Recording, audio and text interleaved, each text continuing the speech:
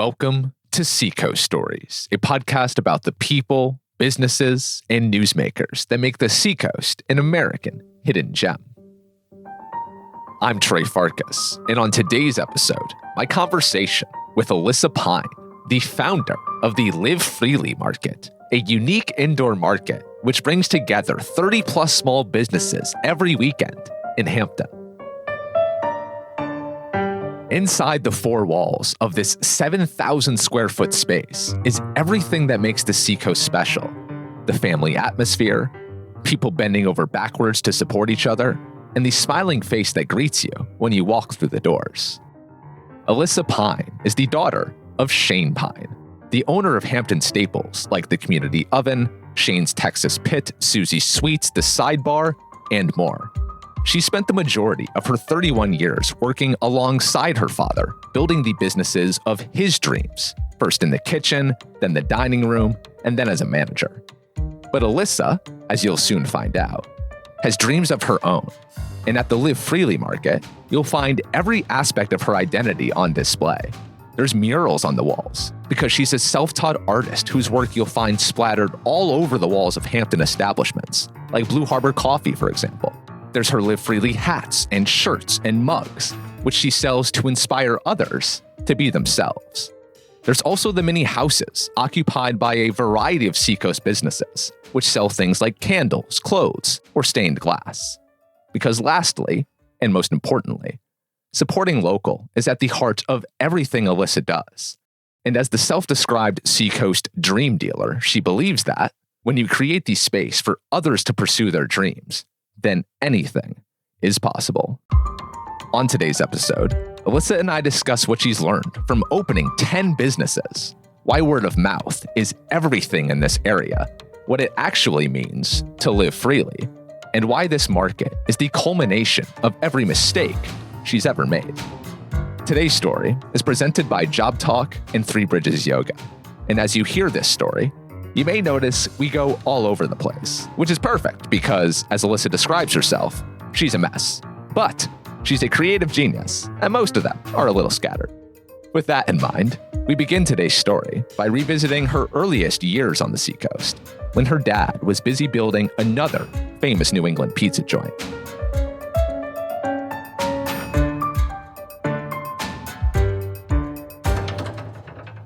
Well, I definitely grew up in the restaurant business. So was at Flatbread all the time. Shane would bring me in when... Shane, your father. Yeah, sorry. Shane is my dad.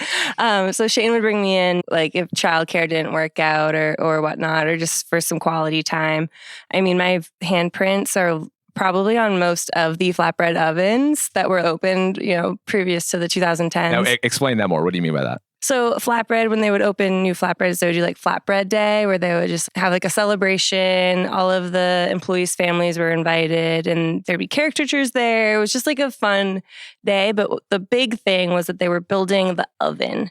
So like the guy who was famous for building the clay flatbread ovens, all of the kids there would get to put their handprints. So your fingerprints are literally all over they are, flatbreads yes. across the Northeast. Yeah. So, that was fun. I mean, I remember cutting up lemons probably when I was far too young to be handling kitchen knives and like things like that. But yeah, totally a restaurant kid through and through. Was your dad trying to usher you into this career path? No, definitely wanted me to like try my own thing, wanted me to go to college. I mean, he doesn't have a college education. He didn't even graduate high school or have a GED or anything. He's absolutely just a self-taught man. So like for a reason, me going to college was so important to him, even though he had no idea what that meant or what it entailed. So he wanted a different path for me completely. He'll tell you to this day, he was like, I shouldn't have done that. He's like, I really wish I didn't, because like if he started me off in the restaurant business, in that management, small business mentality, which is clearly what I want to do and meant to do, I would have learned so much more in those 4 years with him than I probably would have in college. But I needed the experience. I needed the confidence, I think, of having a college degree and the friendships and all the things that were made in college. Definitely glad I did it. You went to Keene State, so you stayed in New Hampshire. I did. And you studied nutrition. Yes. Why did you want to do that?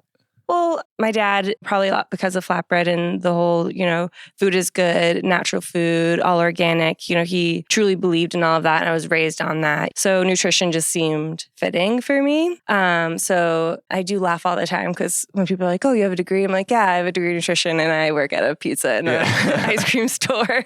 but I can apply it to all things. And I say all the time that my $100,000 degree in nutrition pretty much taught me one thing, and it's everything in moderation. So, So why didn't you end up pursuing a path in nutrition?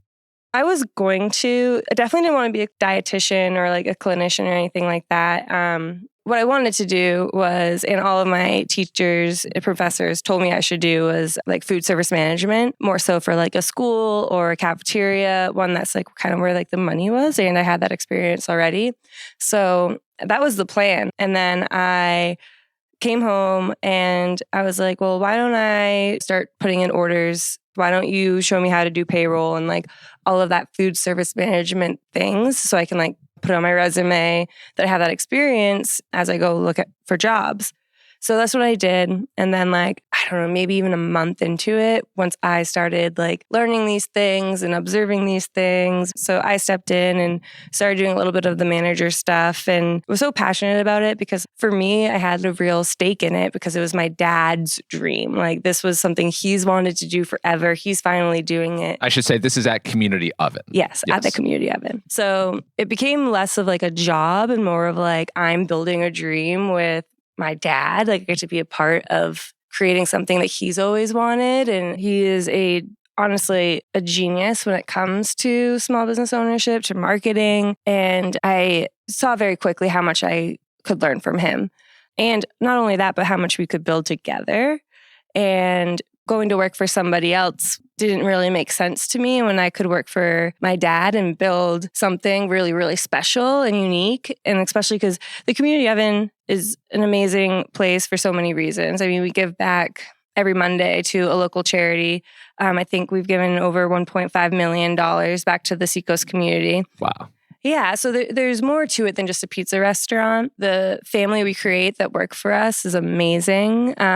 We've had families my dad may have worked with them at Flatbread. Now their kids work for us, and it's just like a great community. So then we started opening other restaurants because we had that great family unit that we knew that we could continue to grow with. So now we have Shane's right down the road, the Community Oven in Epping, and then COVID happened. Classic. Yep. And then that's when we decided to keep going. Of course. Great business decision. Yep. And we opened the Instabar behind Shane's. And then we opened the Backyard Burger and Wings in Seabrook. And we opened 2 ice cream stores as well. And then we opened the Sidebar. Okay, you guys are insane. All right, so before we get to the openings of all those places, at what point in all of this did you realize, I'm not using this nutrition degree and going into that field? Oh, like year 2. Like it was given up. I remember at one point, I think I got an email just like reminding me to like take the course to like actually get like the nutrition certificate. And I was just like, man, it's just not going to happen for me. Why, in a time when people were closing businesses and hanging on to their savings for dear life, why were you guys doing the exact opposite? I think that we just needed to distract ourselves. And like, if we pretended like everything was going to go back to normal, then it would.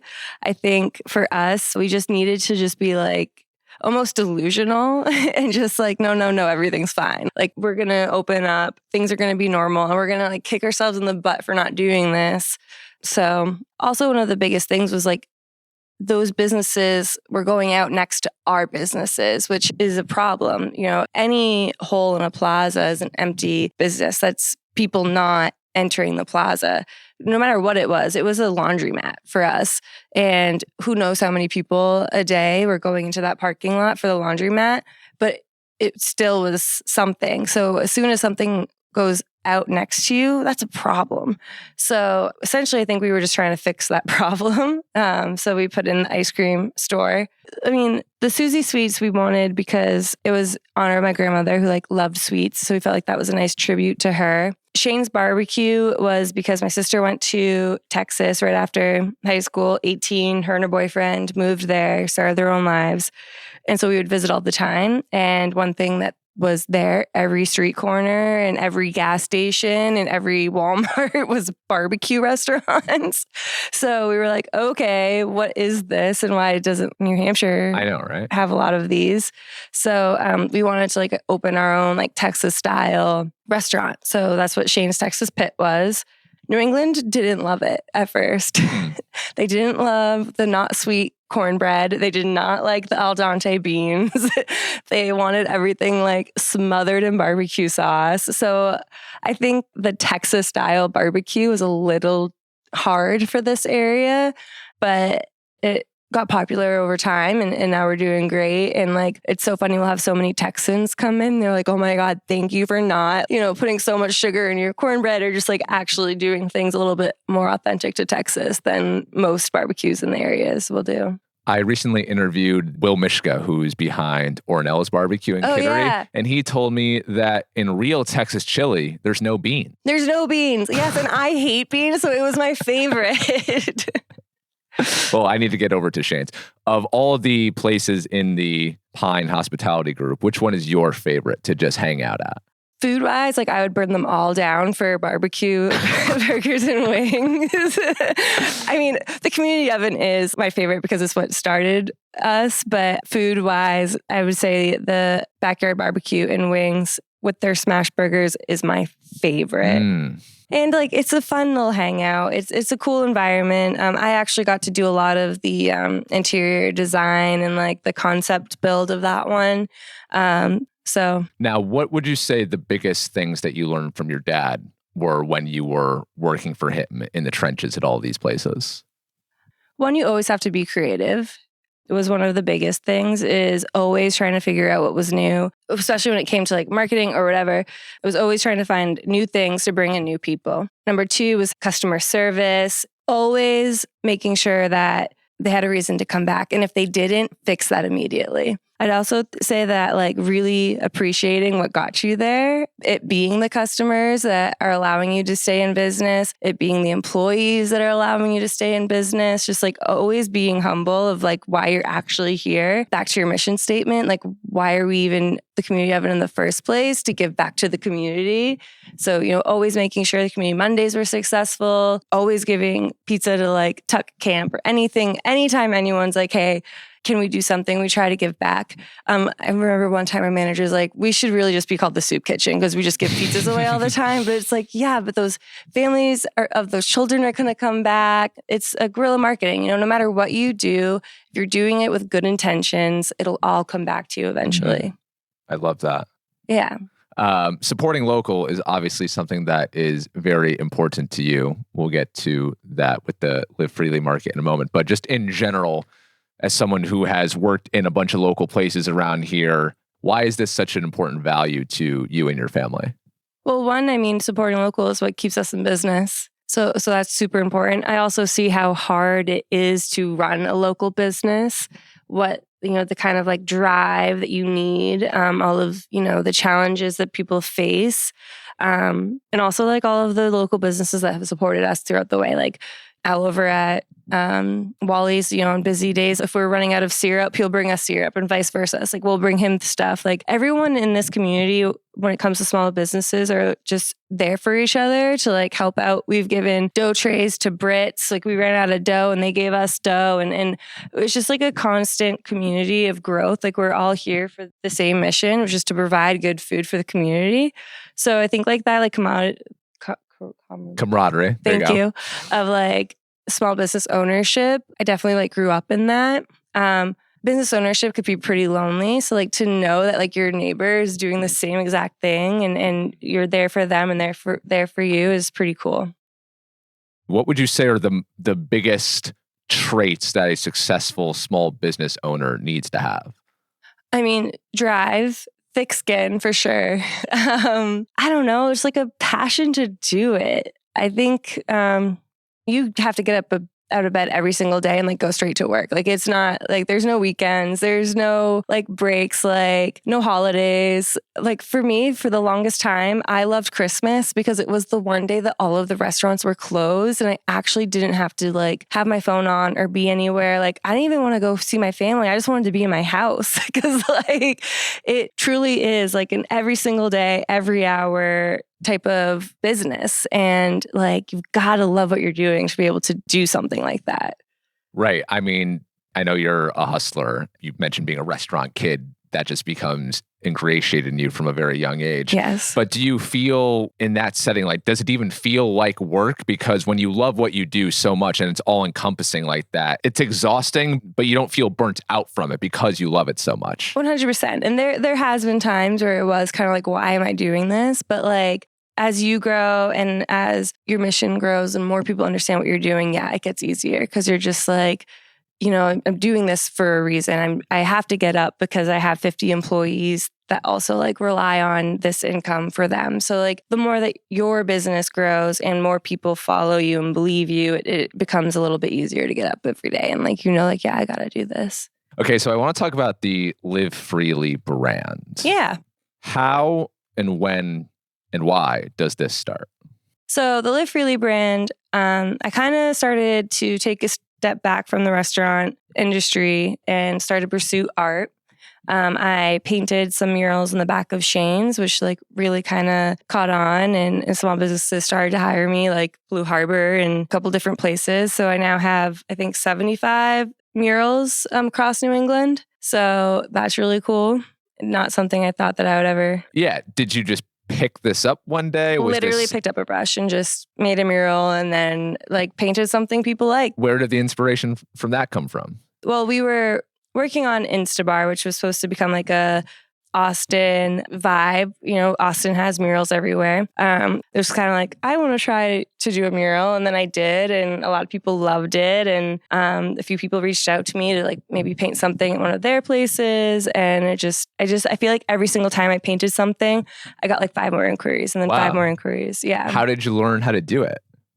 I didn't. I just picked up a brush and started. I doodled like in college. Didn't read any books, didn't watch any YouTube videos. You just did it. Yeah.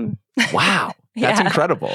Yeah, it was really fun. And then during like that journey, I got hired by a t-shirt brand and I designed like 40 t-shirts for them, and they would like sell out in an hour. I mean, they had a pretty big following, but it was kind of nice to think that people were really resonating with the things that I was drawing and the messages I had to give. And, you know, designing murals is super cool. You might hope that like in a town like Hampton, maybe 50 people walk by it and it means something to them in a day, right?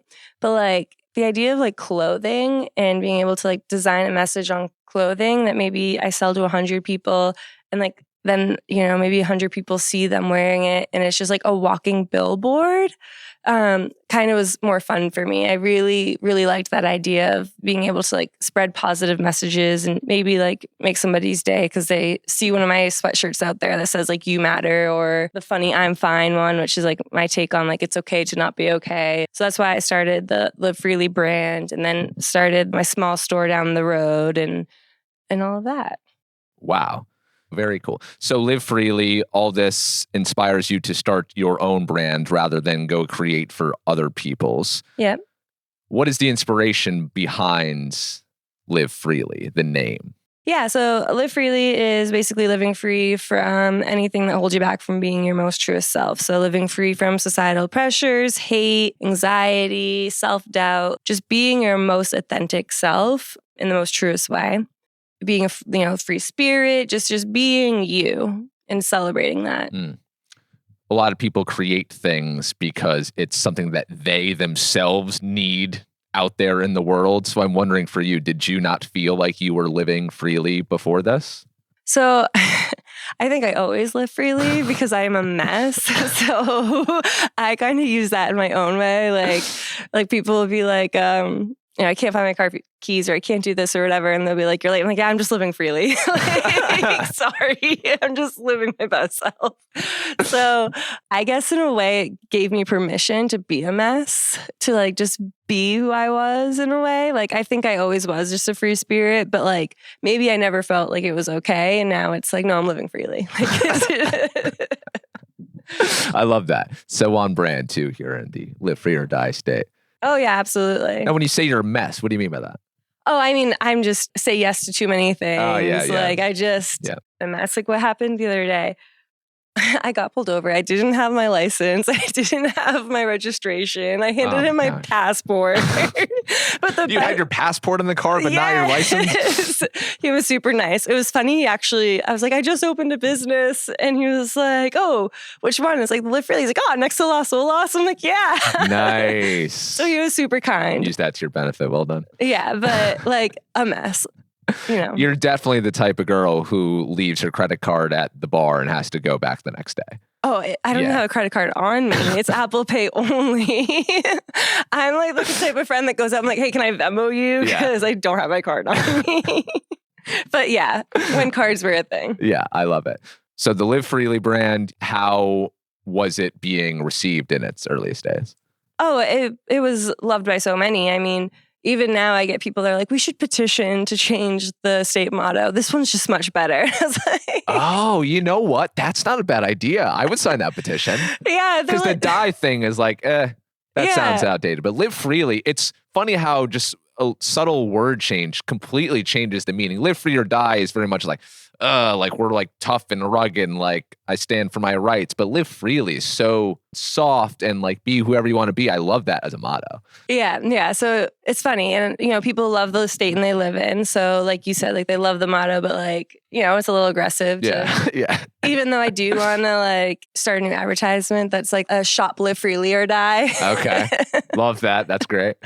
But, and the shop itself, everyone loved it. They loved what I was trying to do because I was trying to bring in a lot of local businesses and, be like a shop, like a gift shop for people that like had all local, like handmade, not necessarily handmade, but like local businesses, local retail products. And where was this? It was right down the road in between like the Old Salt and the Pattersons paving there. They had like a new little plaza. I was right next to a chiropractor. Like there was foot traffic there every day. It just wasn't working. It wasn't foot traffic of people who were trying to shop. It was mostly people just like coming in for a quick appointment and leaving. And the parking was super hard. You really were only going to go into that parking lot if you like had an appointment. Like it definitely wasn't a good retail spot. Yeah. But the rent was what I could afford. So, that's why I was there. I really didn't feel like I had any other option to move. So I was trying to stick it out for as long as I could. I did it for 2 years. I probably should have closed a lot sooner, but I signed that 2-year lease and I was going to give it another go. So I signed myself up for 4 years and it was like 3 months into that, like year 2, I was like, I can't do this. Like, it's just not working and I'm losing money now. Like, I mean, I was losing money for the last 2 years, but it was just kind of like, okay, where is this going to go? But I loved it. I loved my brand. I loved what I was doing and I wanted to keep going. It was Shane that was finally like, you've got to close and another spot will open. Like, we'll figure it out, but you got to close. And I was like, okay. So at the time I was doing the Live Freely. Can I just keep going? Coming up, Alyssa explains how the Live Freely Fest led to the Live Freely Market, what makes the market so special, and why she credits the universe for its success. But first, I want to give you one last chance to take advantage of some generous offers from our 2 sponsors this month. First, from our dear friend Crystal Hicks of JOBTALK. JOBTALK is a career consulting firm, and one conversation with her may just change the trajectory of your career. How do I know that? Because a close friend of mine spoke with Crystal just once, and after applying a piece of advice she received to her job search, my friend landed a senior marketing role at a very recognizable company, which not only ended her months-long job search, but also got her a higher salary than she was expecting.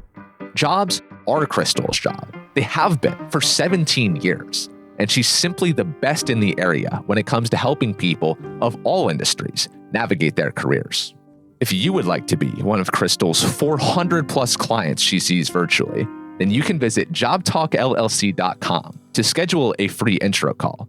But if you don't have time for counseling, our listeners can get one of Crystal's online courses for 50% off using the code Seacoast Stories 50 at checkout. That's Seacoast Stories 50 to get 50% off any course on subjects like building a great resume, cover letter, or LinkedIn profile. Excludes live sessions, only valid for the 4 Job Talk Academy courses. This week is also your final chance to get a sweet deal at Three Bridges Yoga, the Seacoast premier vinyasa yoga studio. If you've never been to the studio before, but have always wanted to, then you can use the code STORIES at digital checkout this week to get 1 free class. If you have been to the studio before and you want a little discount on your next class, then email my dear friend Stephanie at info@threebridgesyoga.com to set up your special discount as a Seacoast Stories listener. Why should you take me up on this offer, you ask? Because as the season turns to spring, things get chaotic upstairs, which then manifests itself as tightness or pain in the body. But with yoga, you can clear all that away. It's like spring cleaning, but for your health. At 3BY, yoga is a way of life. It's a pathway to heal ourselves and the world around us. That's why you should take advantage of the offer, which you can also find in today's show notes. Thank you, Job Talk. Thank you, Three Bridges Yoga, for supporting the show during International Women's Month. Now back to today's story. So the time I was doing the Live Freely Fest, which was for 75 small business owners, women-owned, New Hampshire-owned. It was at the Smuttynose beer field. So like here I am planning this big event for small businesses while like secretly closing my own. So I felt like a huge fraud. I didn't want anyone to know. So my plan was I was going to pack everything up to move over to the Smuttynose beer field and then like pack it up all again to like bring over to the community oven. And so like I was going to empty my store like as I was doing this and I didn't want anyone to know.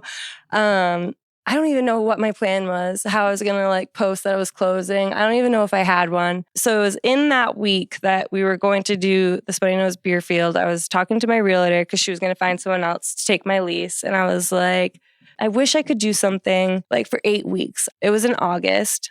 So Christmas was right around the corner, which was like my busy season.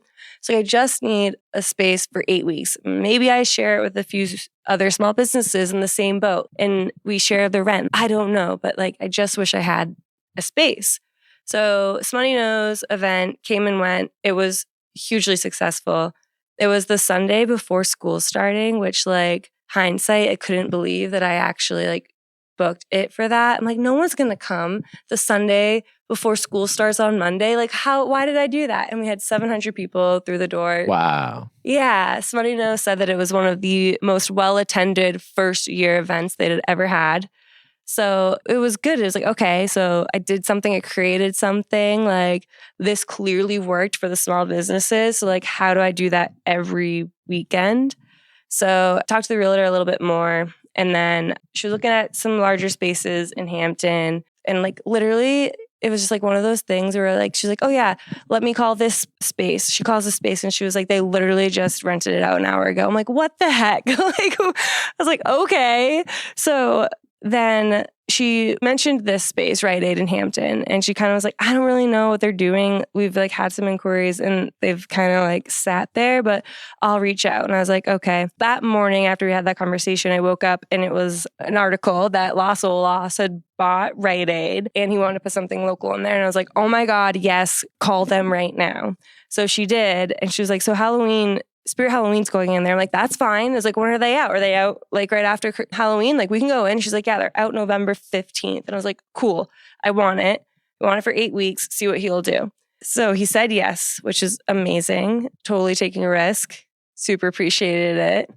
And so I was like, okay, they're out November 15th. My lease starts November 16th. That's the day I'm going to open. That's, of course. Because, you know. Because you're a mess. Yeah.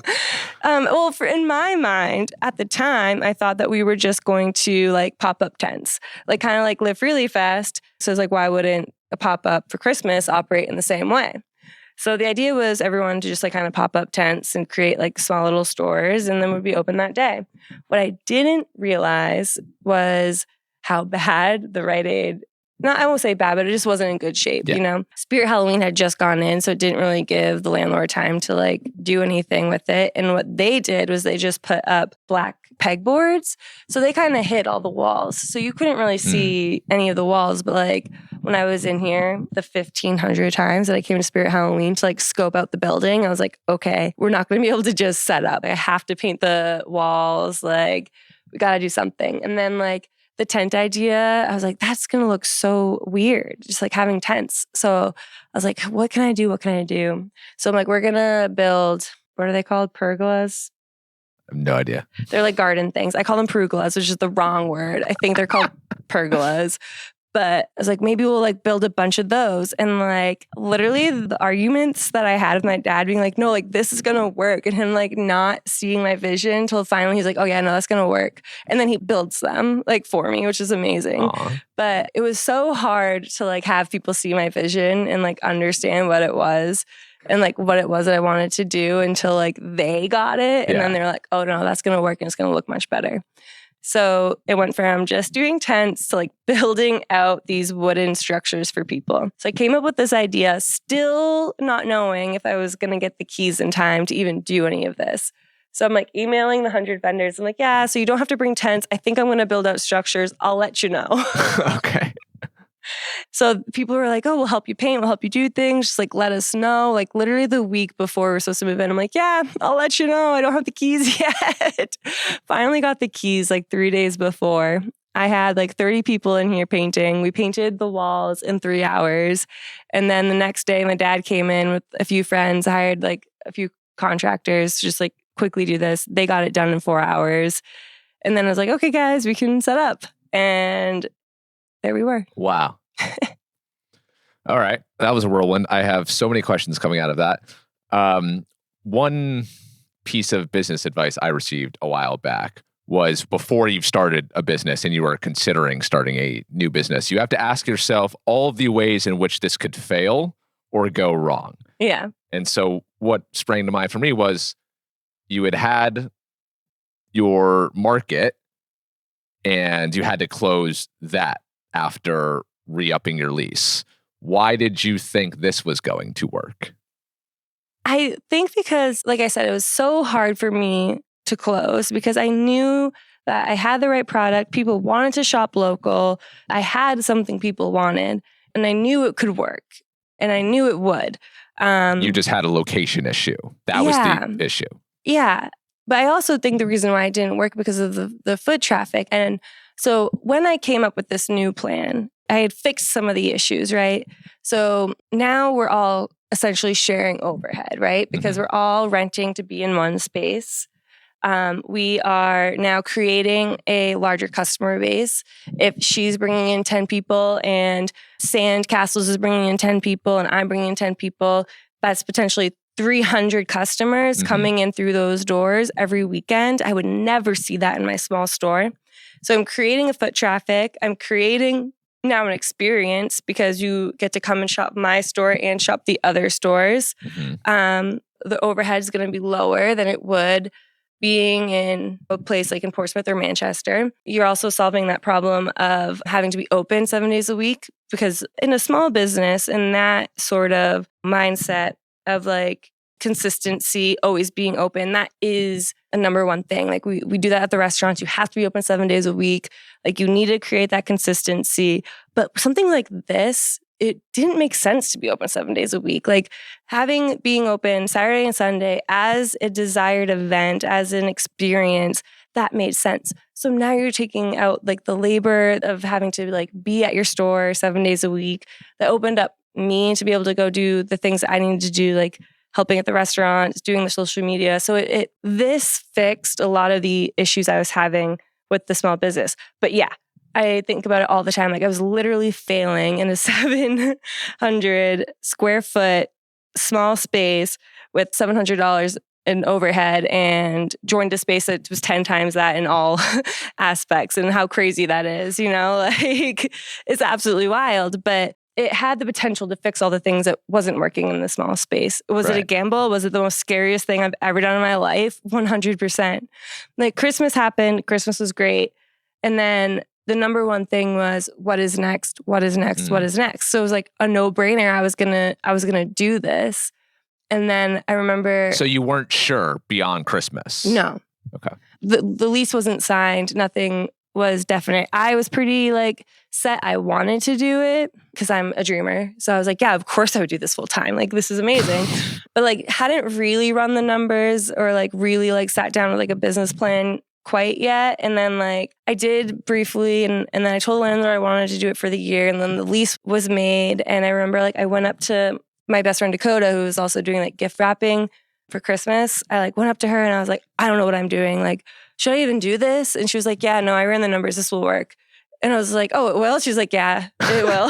So I was like, okay. So I had other people who like believed in what I was doing and just like maybe saw it in a way that I didn't. And we're like, no, like this could work. You know, people that had maybe more business experience or could see it from, okay, maybe not more business experience, but that could see it from a different light. We didn't have the blinders on. Yes, you're too close to the sun. Yeah. So like other people saw it and believed in it. So I'm like, all right, we're going to give it a whirl. Now, when you say that this could work, what exactly does that mean? Does that mean we can survive or does that mean we can thrive? Thrive. Okay. I think, yeah. I mean, both. We'll definitely survive, but I think that we have something incredibly special that is going to be, like, I think that, like, we're going to sit here and you're going to be like, hey, back in that interview, did you really realize how big this was? And I'm going to say no. Like, I think that we're on the cusp of something like that. Like, we're really creating something super special. What makes it so special? I think one, the people that I have in here, like I'm so thankful for all the small businesses, and especially like some of those who've really invested and created like this collaboration. I think we have a vibe that you can't recreate. We have this group of people who want to succeed, who want their neighbors to succeed, who really are coming together to create something unique. I also think that like they're experiencing the same things that I experience as a small business. So to like try and cut out those challenges that like are put in front of small businesses and try and like create an easier way to succeed is something really special. You've talked a lot about, on your social media specifically, about how much support you have received in this from people that you've had putting together all of these mini houses to all the decorations. This is truly a team effort. Yeah, I swear, every time that I'm like, this isn't going to work, or maybe we can't do this, like I have people that are like showing up with tools that like, no, I thought about this last night. They come in with like drawn out diagrams and to-do lists, and they're like, nope, we're going to do this. I'm like, how are we going to do this? I've had people with full-time jobs come in here after work, stay till 11 p.m. almost every night. Brenda, who's like semi-retired, she's not. She is always working, but she's spent like 8 a.m. to 11 p.m. days in here with me, like building these houses. She flips houses for a living. So like having someone like that on my team was very helpful. But yeah, I mean, I think that if I ever wanted to give up, no one would let me. So here I am. Why do you think that is? Why do you think so many people are supporting you in this way? Well, because it's something special for them too. Like I think that they believe that this is a place where their businesses will thrive. So I've created that space, but now they're like, no, like I need this space because I believe in my business and what it can do for my business. So I feel like I'm the Seacoast dream dealer because I have found all of these small businesses and I have convinced them to, believe in themselves, jump on board with this. And then like, I literally feel like it's peer pressure. Cause I'm like, yeah, give it a try. Or like, they'll have a good week. I'm like, yeah, just sign up for another week. Like sign up again. So I just feel like I'm like this like peer pressure, but in the best way, because like I'm trying to like get them to believe in themselves and like join this. But yeah, I just think that a lot of people that have small businesses that may not have given them a chance have because of the Live Freely market. And I know that to be true because people have told me that, which is super exciting. Just like be a spot for people to start something that they may not have been able to before. That's a real change that I'm creating, that like something, again, I didn't think that I would be able to be that space for somebody. You said this was the scariest decision of your life. Why do you say that? Well, one, it is sure, there might be something similar in other places, but I think it's really new for the Seacoast. It's like creating a brand new concept. I've only done retail for 2 years. So like this is brand new to me. Yes, business ownership isn't new, but like when it comes to retail and like actually like product-based businesses, this is brand new. I've only done it for 2 years. And, my first attempt at it, everyone yells at me when I call it a failure. So it didn't fail, but just like had to shift and pivot. And this was my pivot. But I think it was scary because so many people are relying on me. Like this business only works if other small businesses jump on board. And then like actually having small businesses jump on board and trust me and trust my vision that it's going to be a home for their businesses and they'll succeed is scary. But it's also incredible that those people like believe in me. And Christmas time, I was like shocked about the amount of people that actually signed up. And the vendors that signed up. Yeah. I couldn't even believe it. I had 20. I had Amanda over at Variegated Roots. The Liverly market hadn't even happened yet. And I sent out like just an inquiry like, hey, would anyone be interested in doing like a winter market, like with a little bit of like an application? And not even an hour after that email went out, she sent in the application, was like, hey, can I pay you? And I was like, really? Yes. I was like, you haven't even attended one of my events. Like, how do you even know that I can pull this off? Like, so that's super humbling and like, really cool that like people believe in you even when like sometimes you don't believe in yourself, Do you not believe in yourself sometimes? No, I do. I definitely do because like who takes on these risks if you don't believe you can pull it off? But yeah, sometimes I'm like, who put this together? Like it could not have been me. Like who's responsible for this? Like who should I be thanking? Because there's no way I did that. What was it like for you in the Christmas market when I know things were crazy, but if you ever got a moment just to yourself, just to step back and just take it all in, when you saw all the vendors and all just the foot traffic and the buzz, because this is new to the Seacoast, this kind of concept, what was it like for you to just see it, something that started in your head, and to see it out in the world in this way? It was pretty cool. And it is really exciting to like see a vision like come to life, but I guess you never really know what it's going to be like. So it is a community, which is what I hoped it would create. But like we had customers come back every single week. Like I had regulars at the community oven, and that makes sense to me for you to like come back to eat food. But for like people to like literally come in here every single weekend to shop was you got so drinks. Cool. I mean, why wouldn't you want to come back? But it was just so like they had to come back. They had to see what was next because we did have like rotating vendors that like would leave and like come in. So like, yeah, there was a reason to come back, but it was just super cool. And they're like bringing their friends and they would just keep coming and like, and they still come. They came to, some of them who don't even have dogs came to the market just because they love the Freely market. So it was cool. I've got groupies. Yeah. How has the word spread? What's been the primary method for getting the word out? Word of mouth. Really? Like people who come and experience it and then like tell people what it's like is absolutely the best form of advertising for me.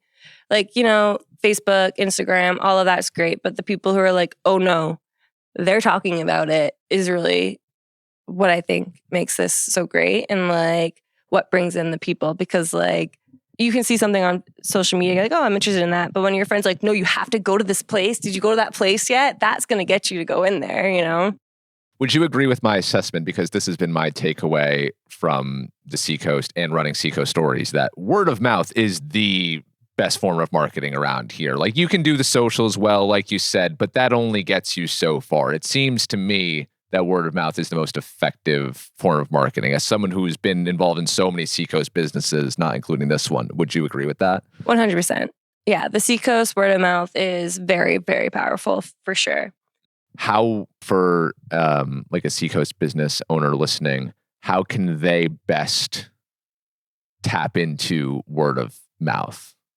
Well, that's just creating an experience that people want to talk about, I think that making sure that their experience is great, whether it comes from customer service or having that good bartender that's charismatic or having a really cool aesthetic when you walk in, or anything that wants people to share and talk about like what they did that day and stand out in some way, whether it's like a funny sign when you walk in or painting your whole place pink or whatever it is to like create that uniqueness about you that people are going to talk about. You posted recently that this is your 10th business you've opened. Yes. Alyssa, you were 31 years old. Yep. That's a lot of businesses opened in a short amount of time. I couldn't help but wonder what makes this different for you in terms of you've bounced around from a lot of things. Why does the Live Freely market have staying power? And why is this something that you'll be able to do for a while, do you think?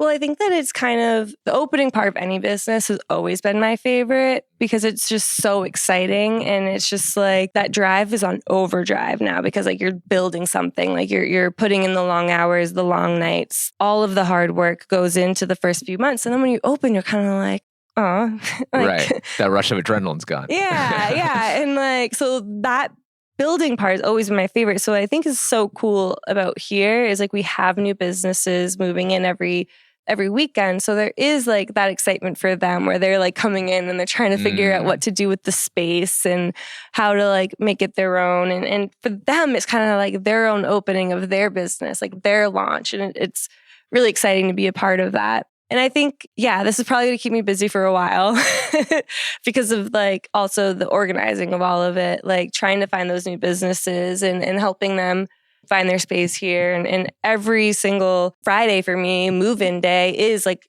an opening of a brand new business. It's just like a new start every week. So it's a lot of fun and it is that excitement of something new. And it also is an evolving calendar for you. We're currently in the spring market, which runs through mid-May. Yep.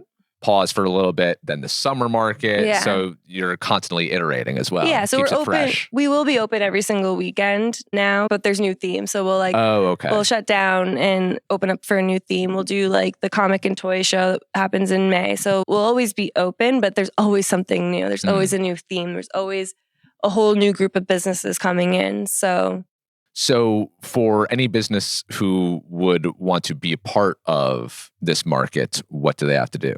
So we have an application process right online. So you just go to the website, you can apply for the week, but you can also email me at info@livefreelynh.com and we can chat and see if it's a fit for you. And yeah. Do you allow any type of business in here or does it have to be a certain genre?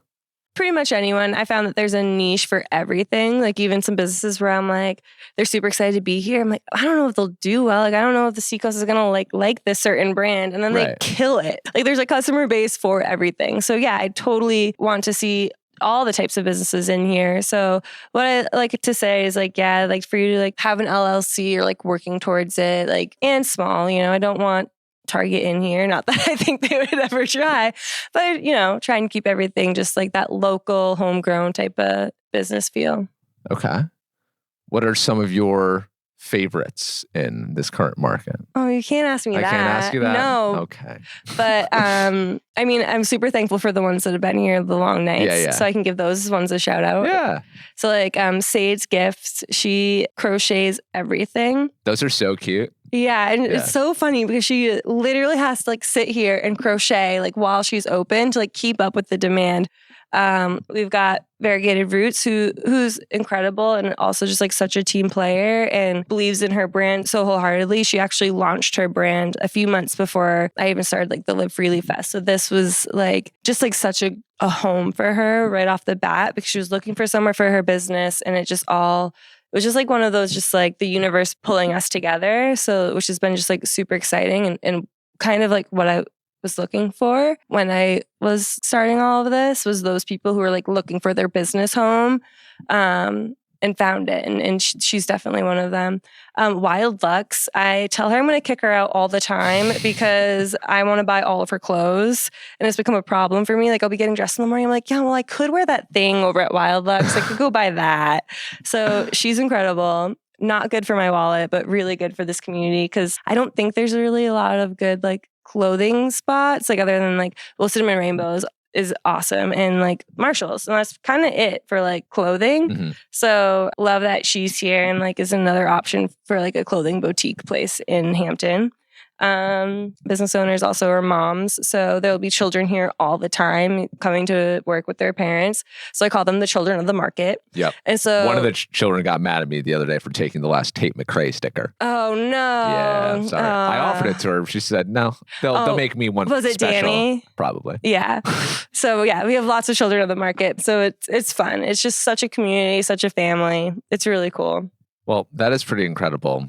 The people love it. I've heard from so many people about this market, and I love coming here. I might become a regular. Who knows? I did also want to ask you, for anyone who has been listening, they can tell with you, the mind is kind of always going. I was perusing the Live Freely website earlier, and you had this really cool journal, which I didn't know you guys had. It said it's for the anxious artist. And so that word anxious struck me. This has consumed all of you. You're a muralist as well. And as an artist myself, I also know that like the mind just never stops when you really love what you're doing, when you're really creative, and when a lot of people expect things from you as well. So I'm just wondering on a day-to-day basis, like what is going on in that mind of yours? A lot. Yeah, I mean, I'm always constantly thinking of, back, like I said about my dad, like always trying to find a way to like stand out and be different and how to grow and how to make things better. And also just like making sure that like, I think what keeps me most anxious is like that people always understand that I appreciate them. So like always trying to like have a moment of gratitude every day and reach out to those people that are important to you and just like kind of have like a moment of grounding of like, okay, how did I get here? And like, do those people appreciate that? But yeah, I mean, I feel like I always wake up in a fog because I go to bed thinking about all the things that I was supposed to do. Yeah. So when I wake up, I'm like, wait, what was the thing I wanted to do today? But I'm also like, live freely. I also like to do things that make sense in the moment for me. So like if the day goes by and I'm like, okay, it's not a day for me to create, then what else can I do? Like maybe I want to answer emails. So I'm not one that really has a schedule because I've learned that doesn't really work for me. But I try to do what makes sense for me, what mindset am I in, and just kind of like go from there. Do you take any time for yourself to rest and not be productive?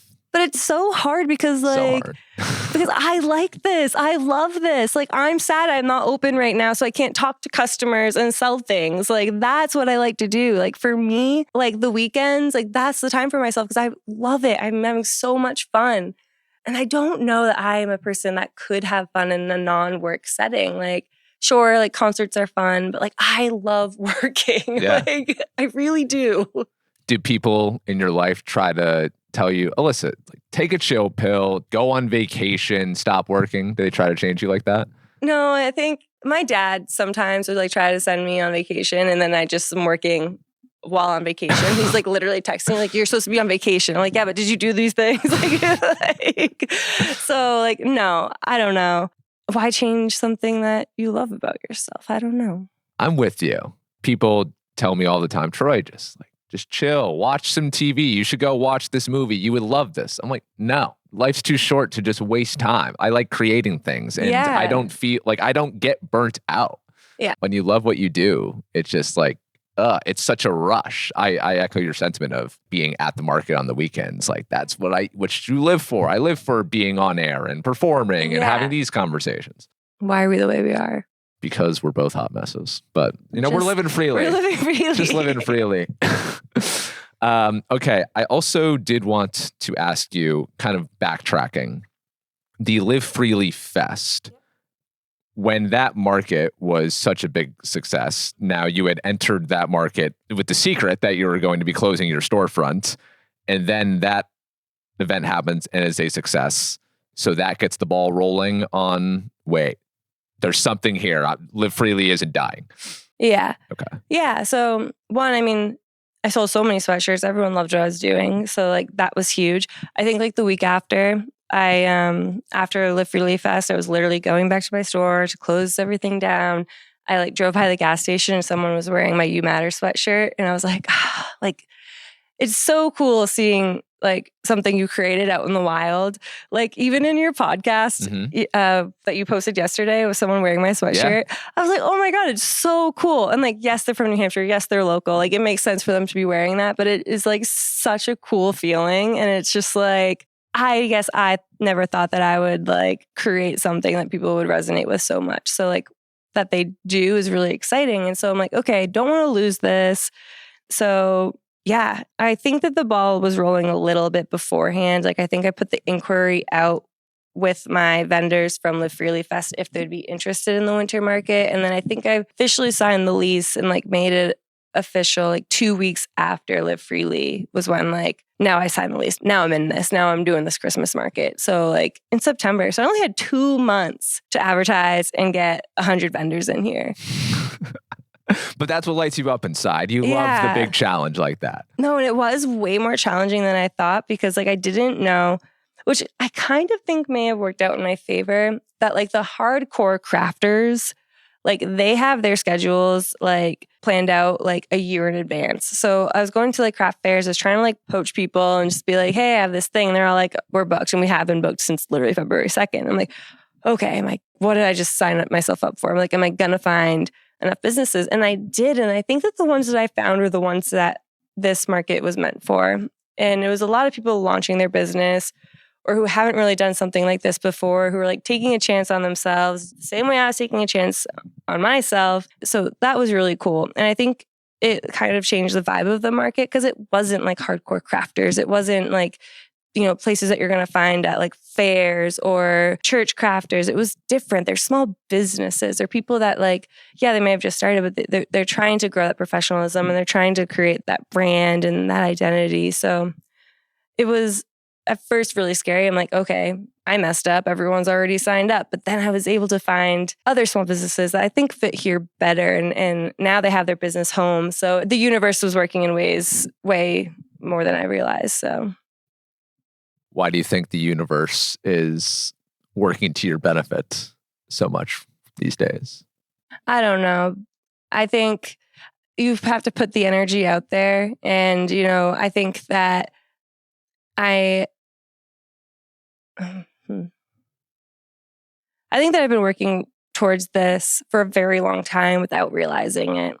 I think that this has been my story. This has been growing. This has been what I've meant to do with all of the trials and tribulations and everything that I've gone through for this to be what's happening for me now.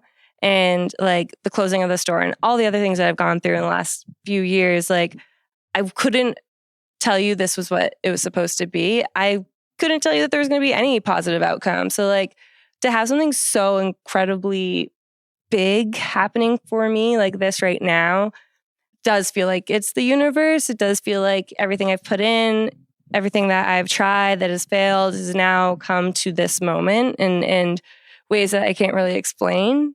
I don't really remember a life without the market. Like, it just feels like this is just like what I'm supposed to do. Like waking up, like, I don't know. I don't remember like not waking up and like not coming in here working towards something. Like, I mean, I remember waking up and going to the ovens the same, you know, the same way I'm doing it now. But like, I don't know. It's just different. It's weird. It's not weird. I relate to everything you just said. I don't remember life before Seacoast stories. Everything I ever did at ESPN, every failure I ever had, every interaction I ever had, all feels like it's bubbled up to what I'm doing right now. So I totally get what you mean. Yeah, it's That's just so cool. weird. Yeah. But obviously you talk about being anxious, and I talk about, you know, living free from, you know, self-doubt and anxiety and whatnot. And like, you know, I've always struggled with mental health in our own ways. And I remember when you go to the doctor, even just regular appointments now, not even just like ones that have to do with mental health, but when they're just like, oh, like in the last 7 days, have you felt sad or like motivated or whatever? And I feel like I always was like, a few days. I went to an appointment a few weeks ago and I was like, no, I'm great. Like none of the days, like just filled with just like so much purpose, like something that I just felt like I haven't maybe in a while. So everything feels like aligned and great. And like, I know I'm going to have, you know, a bad day soon. But now maybe I have, you know, that purpose behind me that just feels rewarding. I don't know. I'm so happy for you, Alyssa. You're doing amazing things here. 2 more questions and then we'll let you go paint murals wherever. What does your dad think about everything that you're doing right now? He's super proud dad, for sure. He comes in every single weekend. I call it the unsolicited advice hour because he walks in, he looks around, he'll even like talk with some of the vendors now, and he's like created relationships with them, which like I love. And but he'll walk around and then he'll come over to me and he'll just be like, hey, you should really do this, or you got to make sure next time that you do this or this. And I'm like, okay, love it. And that shows how much like he loves it and he's invested in it. So it's like super, that's his way he shows affection. And I've learned that a long time ago. So it's like really cool that he's just like so passionate about it, just as I am, you know. There was one time where he walked in, he did his thing, and then he left. And even the vendors are picking up on the unsolicited advice hour. And they came over like, oh, he didn't say anything? I was like, no. I looked at my phone, text message, make sure you make a post about the sponsors. I'm like, yes, Dad. So he's super proud dad. Even though he doesn't have anything invested, he's invested, which is great. And there's been times like when I was really invested in the community Evan, where managers are like, oh, like, what are you going to do if Alyssa changes her mind? And he's like, that's okay. Like, she can. Like, I want her to do what makes her happy. And, you know, I love the restaurants and I'll always have some part in it. But like, his goal was always for us to be happy. So. Well, that is very cool. The relationship that you have with your father. Alyssa, thank you so much for joining me today and for everything you do. We have one final question. We ask the same final question at the end of every episode every week, and I will ask it to you. With the benefit of hindsight, knowing everything that has happened for you in the past few years and how things have turned out for you, what advice would you give to your younger self? Oh, man. Well, I mean, to be honest, I had to go through all of that to come here. Like, I literally had to have a business that wasn't working to create Live Freely Market. So I think that I had to go through those ups and downs to be here, but I definitely would tell myself it would all work out in times that it definitely didn't feel like it was going to. Like, there was a reason for all of it, you know? And I told you how scared I was of closing. And now that's my story. I tell everybody, like, when other small businesses come in here, some of them are in positions where they're going to be closing their stores soon. And I said, I was there. I did that. And this was my solution to that. It might not be their solution, you know, but it allows small businesses to like resonate with me when I tell them the truth about like my experience and why I'm here now and why I created the space. And I think that like, even for them, it's just like, you're going to find your home. You're going to find what's right. You're going to find it. It's all going to work out. Be thankful for all of the like challenges that you were allowed to overcome because it makes you a better person. That's Alyssa Pine, the Seacoast dream dealer and the owner of Live Freely. To support Alyssa's mission, you can follow at Live Freely Market on Instagram or visit their website, livefreelynh.com, the links to which are in today's show notes. The market will also be featured on WMUR's The Chronicle this Thursday. Thank you for listening, and a reminder that if you see me around town this week, perhaps at Treeline Outfitters, the Islander Cafe, or at my new favorite, Tino's, please stop me and say hi. I would love to hear your story. As for next week's episode with another badass Seacoast woman, here's a sneak peek. I like walked on the stage and I was like, the thing I need you to know about me is I'm a snot-faced crier. I own it now and I used to hide it, and that's just who I am. That's next week on Seacoast Stories. Until then, have a great week. Shop Live Freely or die.